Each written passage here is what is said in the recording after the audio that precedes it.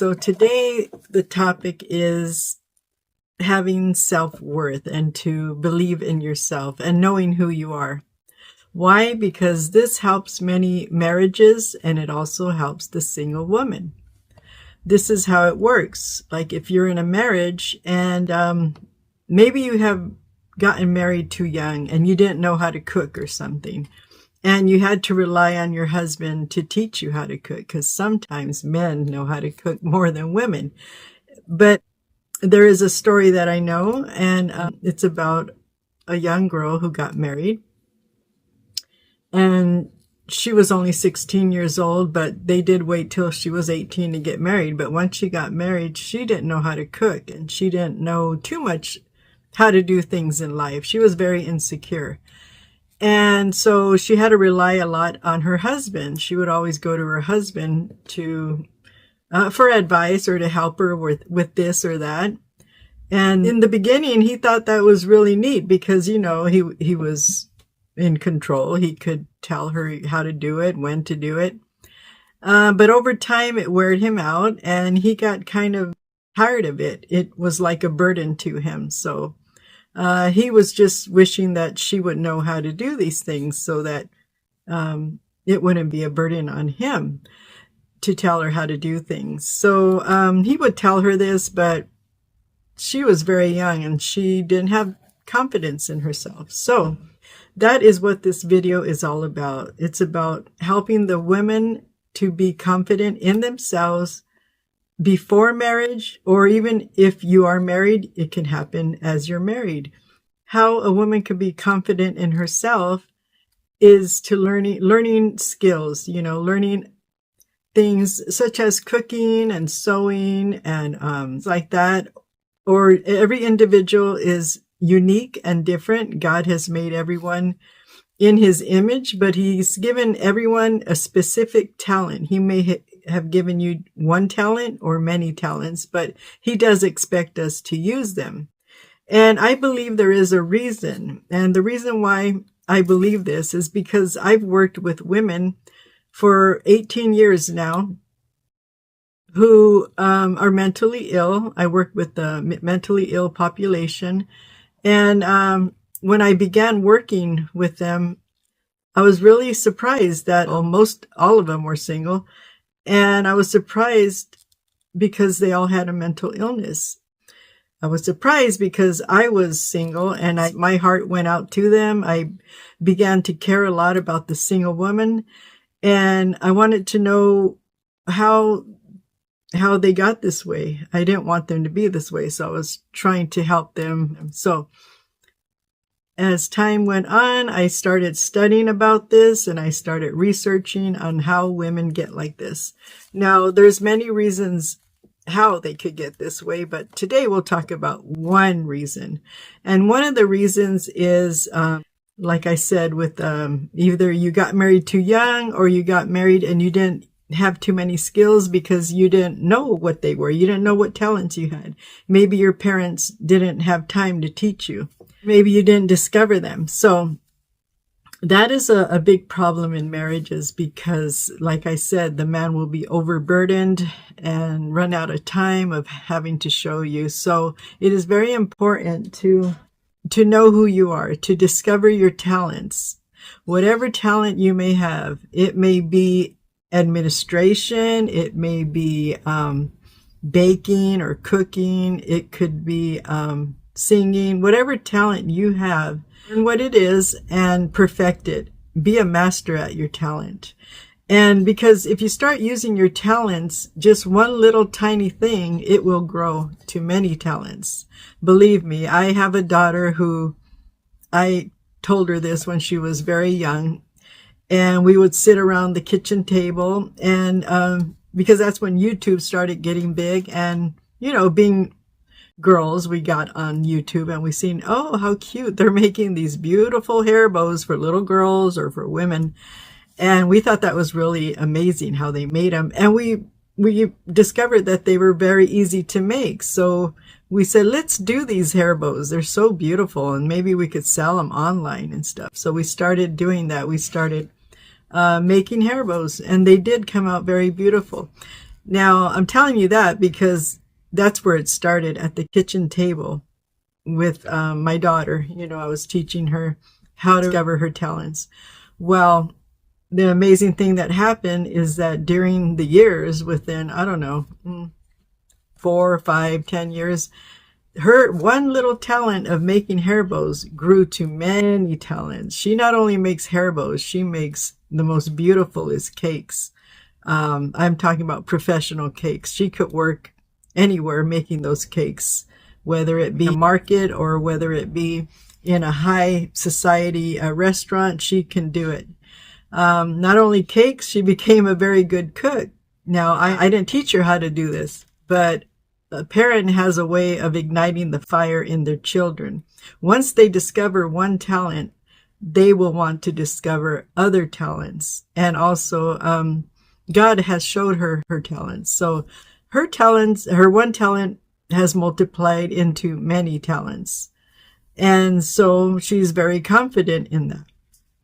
So that's why I'm saying that we should, as parents, really show our daughters or sons, who they are, what talents they have, and to actually use them, and to use them all the time. They say it takes 5 years to become an expert at something. So while they're young, they could be growing in their talents. Now, the reason why I'm telling you this is because a lot of women that I've worked for, well, they might have known some talents and had some, but they lost their self-confidence in their marriage because a lot of women look to a man for reassurance. They always need to be told that they're loved and they really are important to their husbands. But, sometimes men don't know how to do that, so they don't feel very loved. But if she's always looking for reassurance, that means she's not happy with herself. So God teaches us, that a man really cannot make us happy. And I'm not saying nothing against marriage, because marriage is what God wants and marriage is a beautiful thing. I'm trying to give you an example that God doesn't want us to rely on a man for happiness. He wants us to rely on ourselves, because if we're not happy by ourselves and with ourselves, we'll never be happy, not even if we're married, because your man cannot be with you 24 hours a day, tending to you or talking to you. So you must find your own happiness. And that's where the talents come in. That fills your time perfecting a skill and going out into society and doing your skill or helping people, volunteering, whatever it is. Volunteering, in a food pantry, helping the elderly, going to the thrift store and buying some books for children. And let me tell you a little story about that, about using your time to help people. I once worked for a lady. This was about 15 years ago, and she was a sweet elderly lady. She was about 80 years old, but she was pretty capable of walking. So she used to go to thrift stores, and she was a Christian, and she would come home with a lot of children's books, and I would ask her, "Oh, those are cute books. What are you going to use them for?" And she said, "Oh, I always go to the thrift stores, and instead of buying things for me, I buy things like children's books for children in the churches. Maybe they could use them for the children, or at foster carers, or at the school." She says, "What I do is I bring them home, and I don't just give them to the children. I take my time. I put them on the table, all the books, and I take days cleaning them on the outer side, on the hardcover. I clean them with a solution, and when I give them to the churches or wherever, they are nice and clean to give to the children." She said that brings her joy because she's actually spending time to clean them, and she feels good because she's giving them to the children so that they could read. She believes that reading is very important for children. So that's what she does to fulfill her. You could find anything that you like to do, volunteer, and that's also something that will give you confidence if you feel that you don't have a skill. Because a lot of people say, well, can't do anything. I can't cook. I can't bake. I can't do anything. But in actuality, if you start going out into the world and just start with one little thing that you think you can do, you're going to start discovering many other things that you can do. That's how we have to build our self-confidence, because in marriage, it is very important to be confident, because if that marriage ended, you can have something to fall back on. You have a skill, you've done it. You proved it to yourself that you are more than able to provide for yourself and to do things by yourself, that you don't have to rely on your husband for every little thing. Now, I am a Christian, and I do believe honoring your husband, respecting him, and also submitting to him. So if you hear me say things, it's not being negative. It's just to give the woman a self-confidence in herself. Why? Because I've worked with many women. When they got divorced, they were devastated. They were not sure in themselves. They lost all self-confidence. And fear started taking over them, and that was louder in their ears than anything they knew about themselves. So we must really make sure that we know who we are in marriage or out of marriage. Very important.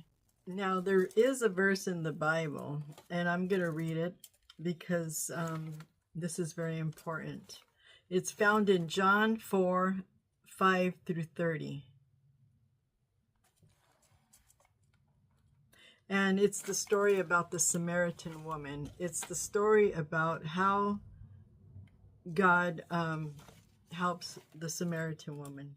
Now, we must guard our minds. There are some statistics and facts that I found that in marriages, once the woman loses self-confidence in herself, because of, we go through many things in our lives, and so it could wear us down if we don't know who we are. So the statistics that I found say that anxiety can lead to excessive worry, anger, or irritability. Constantly seeking reassurance can be stressful for both people in the relationship and contribute to arguments. On the other hand, anxiety can also contribute to avoidance and detachment, which makes it hard to form a meaningful connection. Intimacy can be impaired.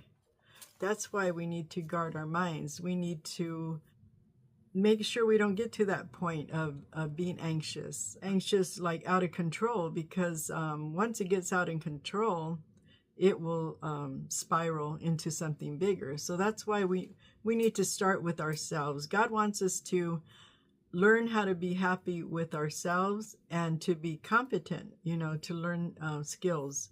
This can help you in your marriage. This can help people in the relationship so that one doesn't feel too burdened by all the responsibility. So number one, it helps you in your marriage. Number two, having self-confidence and knowing who you are can help you if the marriage ever ended for some reason or other. Because if it ever ended, you will become a single woman, but you will know all the talents that you have, and you will know everything that has made you. You'll have skills that you have mastered. It's very important to master your skills so that you will be a self-confident person. Now, we're going to go on to something different, because a lot of women out there, I know you're saying, well, my marriage ended and I have a lot of skills, but I'm still not self-confident. I'm actually suffering with anxiety. And that's where God comes in. That's where you have to trust in Jesus, because he is the one that can help you through anything. I know, because I've been single for 24 years now, and ever since the day I gave my life to Jesus, he has helped me in every single way. And the reason why I didn't get anxiety or any mental illness is because I always trusted in him. And so that's why I want to help the single woman, especially, is to let her know that if she gives her life to God, He will be there for her. You know the story in the Bible about the Samaritan woman. You know, Jesus really cares about the single woman, especially the single woman who is suffering. He cares so much that when He was with the disciples, He was with a lot of disciples. They were walking. And it was about the 12th hour of the day, noontime. And so, of course, they were getting hungry. And so they were going to go to the market to buy some food, Jesus and the disciples. But Jesus told the disciples to go on ahead of Him and to meet Him at the well because He was going to go get some water. And so the disciples went ahead, and Jesus went where the Samaritan woman was. And it wasn't an easy way to go. You couldn't just cut across and go to where she was. You actually had to go around to get to where she was, and it was quite a walk. But He went out of His way for this woman because He knew she was suffering. He knew that she was hurting, and He wanted to go help her. So He went up to the well, and the woman was drawing water. Now it was the 12th hour of the day, and that wasn't normal because the women of that time always went to draw water early in the morning. You know, it could have been from 6 o'clock till 9 o'clock, but 12 o'clock was way too late.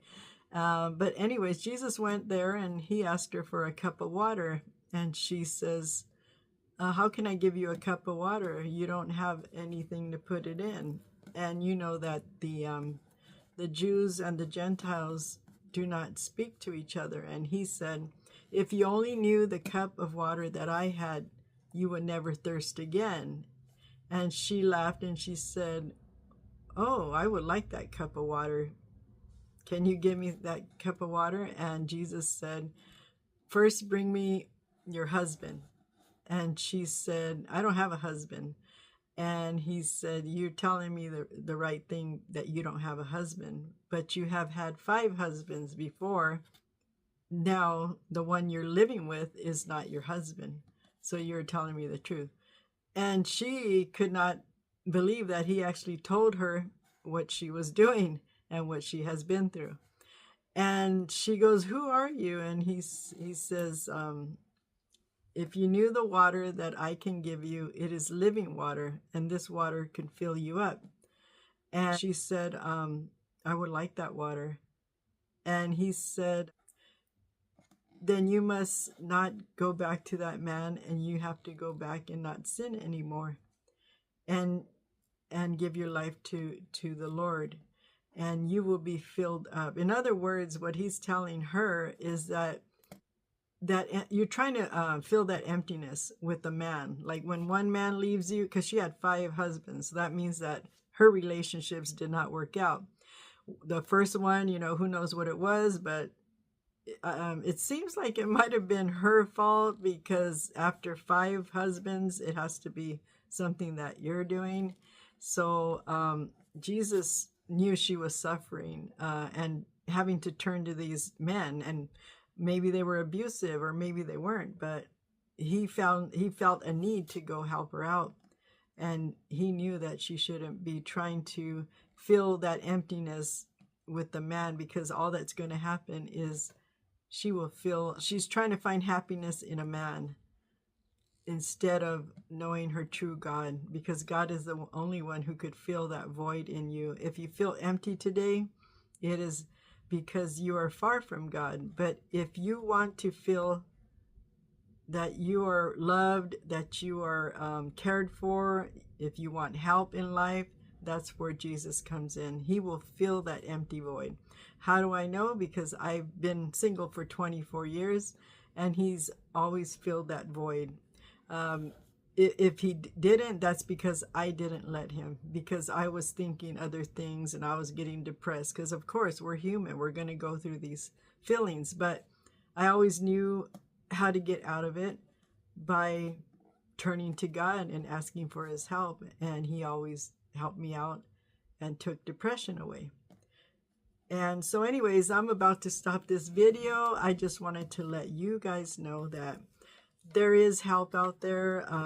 If you're struggling with anxiety, or if you feel that your marriage is crumbling, we must be learning how to do things on our own, not always relying on a man.